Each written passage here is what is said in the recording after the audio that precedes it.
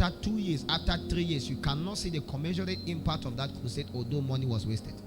So what then happened? Was there anything wrong with the crusade? Was there anything wrong with the evangelism? Was there anything wrong with the campaign? No. You can have a very big ministry, a very big church, thousands of people gather in their numbers, and at the tail end, in the midst of that same church, you see a lot of carnal people. What then is the challenge? Is there anything wrong with the pastor? I don't think so. Is there anything wrong with the curriculum to which you use? I don't even think so. I believe everything is wrong with the people themselves, because there is a protocol they must be able to abide by in order for them to prosecute the counsel of God. In keeping to that, every believer must understand that it is their primary responsibility to do that which is intended for them to be able to grow. There's a limit to which your father and the Lord can go. There's a limit to which your brother can go. There's a limit to which your mother, your father can go. What then will people that were born under idol worshiping say? They have the legal right to be idol worshippers.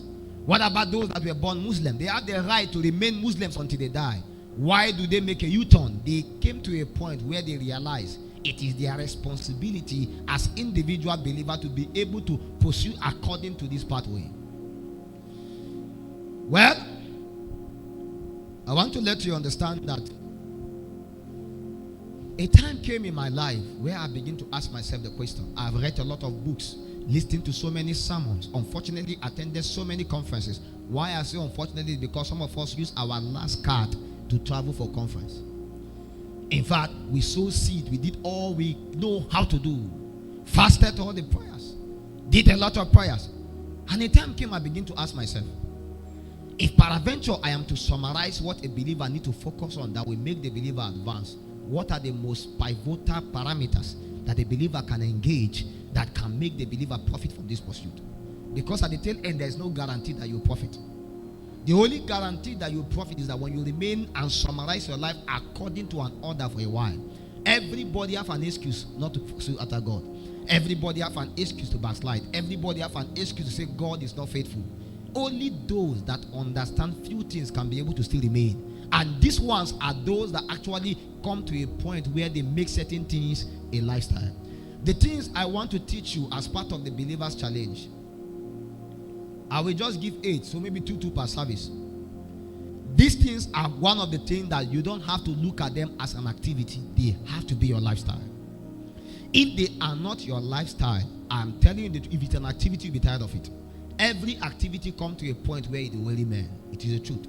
There is nothing you do as an activity that will not weary you. When the thing becomes a lifestyle, it has become part of you. There is no way you can undo it again. It means come rain, come shine, in hunger, in lack, in famine, in death, nothing can be able to take you away from it. And when something becomes an activity, that means there is a guaranteed day upon which it will stop.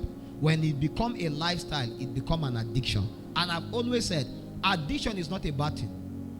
It's just that anytime you find yourself addicted to something that is not God, it's because you have not yet found the things you are supposed to be addicted to. A man can truly be addicted to his pursuit for God, and there is nothing you can do about it. Everybody that profits from this journey are those that are addicted to God and to the pathways of God. You try to stop them, it's not possible. You tell them stop this, they can't do it. They can't stop. There is something inside of them that they are willing to offend you to keep up to that protocol. Have you seen a man that steals? Even if you put cameras, he will still find a way to beat those CCTV cameras. Have you seen a man that lies? He will invent diverse ways to. So when something has become an addiction, you can't help yourself again. Spirit are involved. It is the same way that what you call an activity in Christianity can become your lifestyle. And I believe that Christianity was designed to be 95% lifestyle, 5% activity. If this thing you do is an activity, I'm assuring you will get tired of it. When it becomes your lifestyle, there is nothing you can do about it. The devil has failed already. Make these things your lifestyle. When they become your lifestyle, they can no longer be a challenge again. Number 1 is prayer. I know every time Shekinah prayer. If you hate prayer, you will backslide. It's just a matter of time. And you see, I don't care who you are. I don't care how your face is. There is nobody that can improve upon the necessity of prayer. Jesus prayed, the apostles pray, the prophets pray. You can't do otherwise. There is something that even if you are fake, you cannot undo it. It's prayer. Even if you are a false prophet, a false teacher, you will still be doing prayer. Do you know what?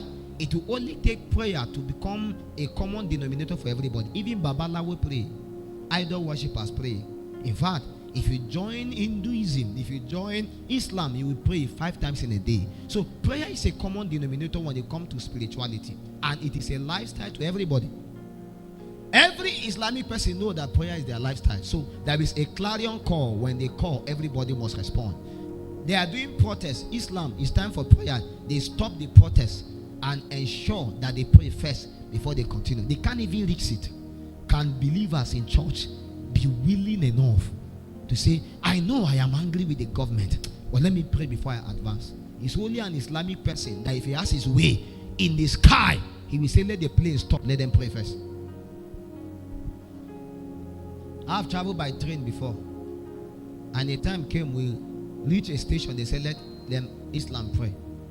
It's only Christians that find issue with prayer. See, if you think prayer is a challenge for you personally, you have to begin to deal with it, because it's one of the prime when it comes to anybody making advance in God. It is not possible, it is impossible for any individual to make advance in God except in prayer. One of the greatest challenge of a believer is the lack of prayer. I know we talk so much about prayer. We sing about it. We talk about it. We write about it. My brothers, but do we truly pray? Connecting to a prayer service doesn't mean you are praying. There are people right now that if I say let's pray, they can be streaming online and they are not praying. It's possible. Some people have even organized WhatsApp group. And it's prayer, maybe prayer burden intercession. But let's be frank with ourselves. Everybody in that WhatsApp group will be shocked. They are in their room taking popcorn, sending emoji of fire. They are not praying. And the person is sweating, sharing revelation. They need to pray that. And they are saying, yes, they are sending emoji. Then in order to encourage you, they will now record 1 minute tongue, sakapa, and send it. And you feel, yes, we are taking over. You are taking nothing. And that is the reason why when you look at the people's life, it is deprived of the reality to which prayer should do. Let me tell you, if